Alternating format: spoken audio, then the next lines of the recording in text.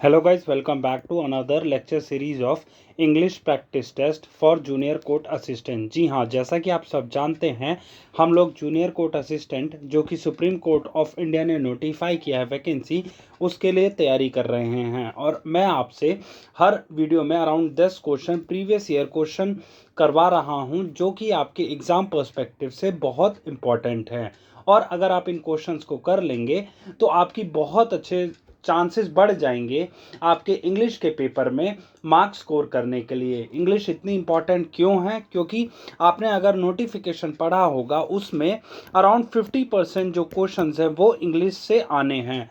तो हमारे लिए बहुत ज़्यादा इम्पॉर्टेंट हो जाता है इस लेक्चर सीरीज़ को ध्यान से सुनना और साथ के साथ अपनी रिवीजन भी करना। तो चलिए शुरू करते हैं आज की वीडियो को और जानते हैं what are the important previous year question for English practice test. अब देखिए, आज का पहला क्वेश्चन है choose the correctly spelled word. ठीक है, इसमें आपके सामने 4 ऑप्शंस हैं, जिसमें पहले ऑप्शन में दो डबल सी है और डबल एम है। ठीक है, दूसरे ऑप्शन में सिंगल सी है और डबल एम है।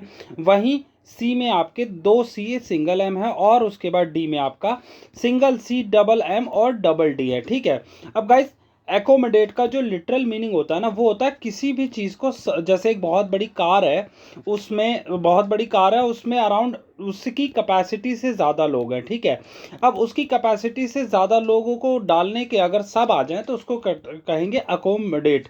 मतलब वो कार इतनी बड़ी है कि ज़्यादा लोग भी उस कार के अंदर अकोमोडेट हो गए।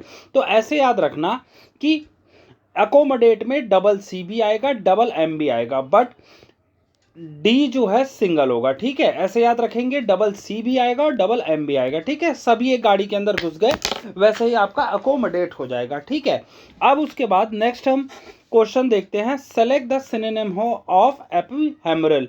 ठीक है, एपिहेमरल, अब ऐसे प्रोनाउंसिएशन हो सकते हैं डिफरेंट हो, बट मैं ऐसे आपको इसलिए बोल के सुना रहा हूं जिससे आपको याद हो।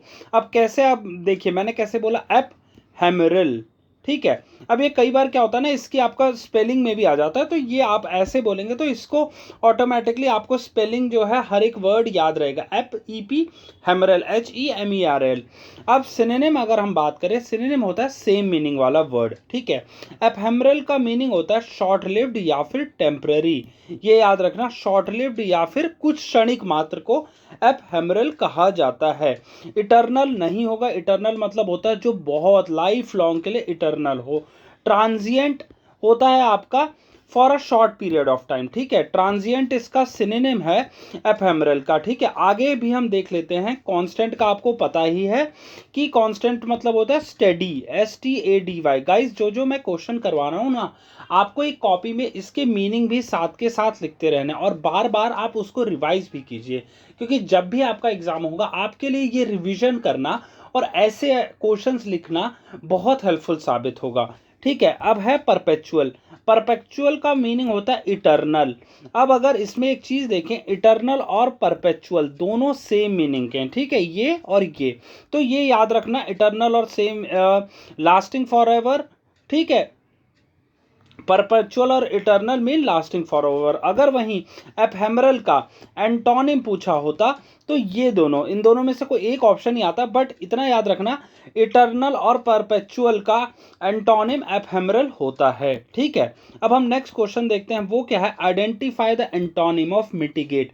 अब देखिए गाइस, इससे पहले सिनोनिम पूछा था। सिनोनिम क्या होता है? सेम मीनिंग वाला। एंटोनिम ऑपोजिट मीनिंग वाला होता है वर्ड।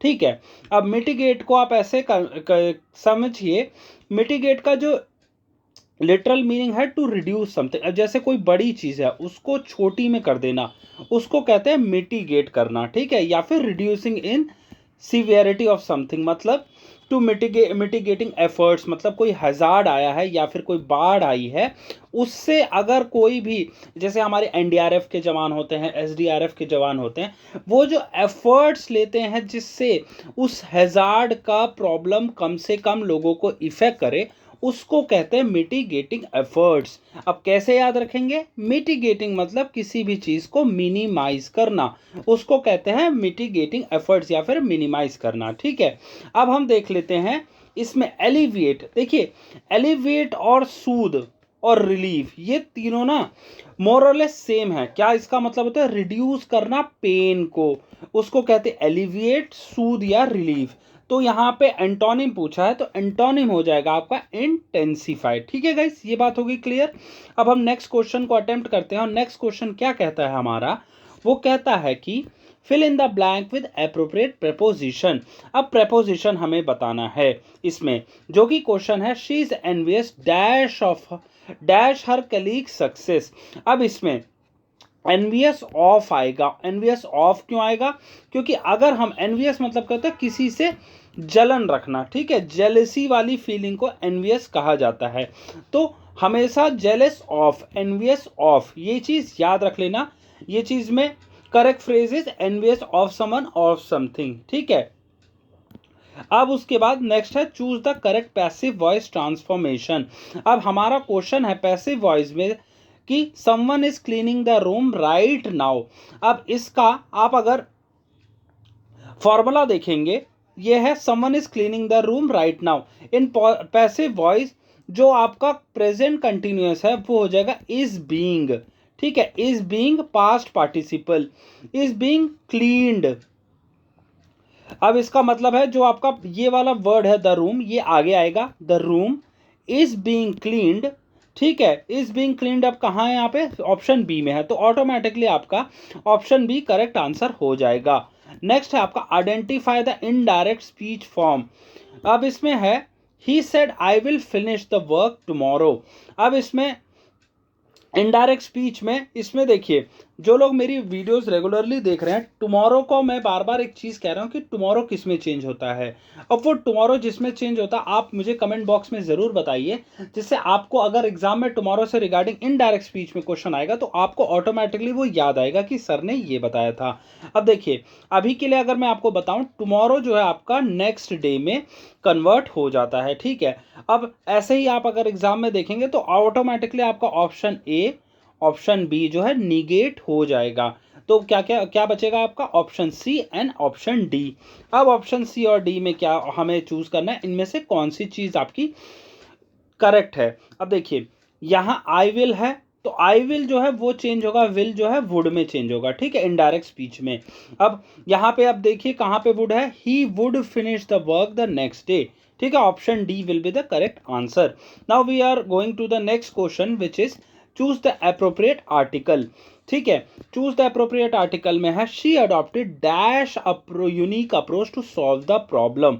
अब देखिए जो वॉवल्स के साथ वर्ड स्टार्ट होते हैं या फिर वॉवल्स वाले वर्ड होते हैं उनके आगे एन आता है। बट जो यूनिक वर्ड है, यू में आप देखिए, जब बोल के देखिए, बोलिए चलिए, यूनिक। अब इसमें क्या आ रहा है? यू आ रहा है, वाई ओ आ रहा है, तो which is constant sound. Constant sound अगर आपका है तो आप ए इस्तेमाल करेंगे। समझ आ गया आपको? जैसे एन एलिफेंट होता है, देखिए एलिफेंट में ए आ रहा है तो इस वजह से एन हो गया, बट यूनिक में वाई ओ आ रहा है, यूनिक। ठीक है, तो इस वजह से आपका वह जो आपका आर्टिकल है वो आएगा she adopted a unique approach. ठीक है, ये याद रखना। नेक्स्ट हम क्वेश्चन पे आगे बढ़ते हैं, और नेक्स्ट क्वेश्चन है आपका spot the grammatical error in the sentence. Each of the students have completed there assignment. Guys इससे पहले भी मैंने एक वीडियो में इसी से ऐसा ही क्वेश्चन करवाया था, जिसमें मैंने एक स्टूडेंट से पूछा था कि यार यहाँ पे हैज आएगा या हैव आएगा। सेम वैसा ही क्वेश्चन आपके सामने आ गया। देखिए इसीलिए मैं कहता हूँ कि वीडियोस रेगुलरली देखिए। रेगुलरली देखने से क्या होगा कि क्वेश्चन जो है नए तो बन नहीं रहे हैं, वो बार बार कहीं ना कहीं रिपीट होंगे। अब रिपीट होंगे तो आपके बैक ऑफ द माइंड में ऑटोमेटिकली, अगर आप सिंसियरली सॉल्व कर रहे हैं तो वो स्टोर होते जाएंगे। अब अभी देखिए each of the students have completed there assignment. अब इसमें each is a singular, so the verb should be has. ठीक है, यहाँ पे each of the students has completed होगा, ये याद रखना। Each of the student, neither of the student has. ठीक है, ईच ऑफ द स्टूडेंट्स इसमें है, हैव में है ग्रामेटिकल एरर, और हैव की जगह आएगा हैज। ठीक है, अब नेक्स्ट क्वेश्चन देखते हैं। To hit the nail on the head. अब मतलब अब सपोज कोई है, किसी को एक बढ़ई या फिर कारपेंटर को एक जो वुडन प्लैंक है, ये है आपका प्लैंक, अब एक कील है, उसको उस कील को प्लैंक के अंदर डालना है, ठीक है। अब प्लैंक अगर वो हैमर से, सपोज ये हैमर है आपका, इसके अगर यहाँ मारेगा तो क्या वो प्लैंक में कील जाएगी? नहीं जाएगी। वो कहाँ जाने मारने से जाएगी? वो जाएगी उसके हेड पे। ये है उसका हेड। हेड पे अगर हैमर से मारा जाएगा तो डेफिनेटली जो है कील प्लैंक के अंदर जाएगी। तो इसका मतलब क्या है कि सही जगह पे मारना, ठीक है। तो इसका मतलब हो गया to strike a nail with precision, मतलब क्या है? यहाँ पे मारना, ये नहीं कि यहाँ यहाँ मारना, वो गलत हो जाएगा, ठीक है। To describe exactly what is causing a situation और प्रॉब्लम, ये नहीं कि इधर उधर उधर से बात करना। To describe exactly what is cause a situation और प्रॉब्लम, ये ऑप्शन 20 का करेक्ट हो जाएगा, ठीक है। अब ये मत सोचना to strike a nail with precision, भाई यहाँ पे वो इडियम एंड फ्रेजेस मुहावरे होते हैं, वो लिटरल मीनिंग नहीं होता कि अब जैसे अगर कोई कह दे कि जैसे कई भी हमारे लोकाक्ति होती हैं जिसमें कहते हैं अकल बड़ी या भैंस, यहाँ इसका मतलब ये थोड़ी ना कि कल को आप कह दो कि जी दिमाग तो एक्चुअल में छोटा होता है और भैंस बड़ी होती है, नहीं। वहाँ इसका मतलब ये नहीं होता कि आपका दिमाग ज़्यादा बड़ा होता है। एफर्ट्स या फिर जो आप बेफजूल की चीज़ें करते हैं वो मैटर नहीं करते, आपका दिमाग बड़ा है। तो वैसे ही यहाँ पे भी है, to describe exactly what is causing a situation और प्रॉब्लम, ये है to hit the nail on the head, ठीक है। समझ आ गया अब आपको? चूज द करेक्ट सेंटेंस, इसमें से हमें चूज करना है कि कौन सा करेक्ट सेंटेंस है जिसमें हमें क्वेश्चंस पूछे गए हैं। Neither the manager nor the employee is responsible, neither the manager nor the employees are responsible, neither the manager nor the employees am responsible, neither the manager nor the employees be responsible. अब देखिए guys, अभी थोड़ी देर पहले मैंने इसका बताया था आपको, ईच वाला बताया था आपको। ईच में क्या था? एक चीज थी कि ईच का जो है, ईच से इसको देखा जाता है, इस वाले वर्ड को, ठीक है। Each of the student has completed, but neither nor में एक चीज होती है जो कि बहुत इंपॉर्टेंट है। नीदर नॉर में जो आपका नॉर के बाद वर्ड होता है ना, उसको देखा जाता है वो क्या सिंगुलर में है या प्लूरल में है, ठीक है।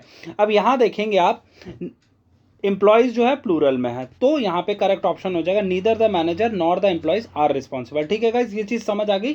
आपको देखना होगा कौन सा वर्ड, आपको देखना होगा नॉर के बाद जो वर्ड आएगा, the verb agrees with the subject closest to it. Employees, employees है पास्ट में, neither the employees neither the manager, अब वहीं उल्टा होता, neither the employees nor the manager is responsible, ठीक है। अगर मैनेजर यहाँ होता ना तो आपका ये वाला ऑप्शन ए ठीक हो जाता, बट यहाँ एम्प्लॉयज है पहले, तो आपका ये वाला जो वर्ड है आपका प्लूरल ऑटोमेटिकली आ जाएगा, ठीक है गाइज। ये हो गए टोटल 10 क्वेश्चंस आपके, जो कि प्रीवियस ईयर एसएससी के बेस्ड क्वेश्चंस हैं और आपके सुप्रीम कोर्ट आने वाले एग्जाम जो जेसीए का होना उसके लिए बहुत इंपॉर्टेंट रोल प्ले करते हैं, अगर आप इंग्लिश के लिए अच्छे से मार्क्स स्कोर करना चाहते हैं तो, ठीक है गाइज। ये था आज का मेरी तरफ से वीडियो।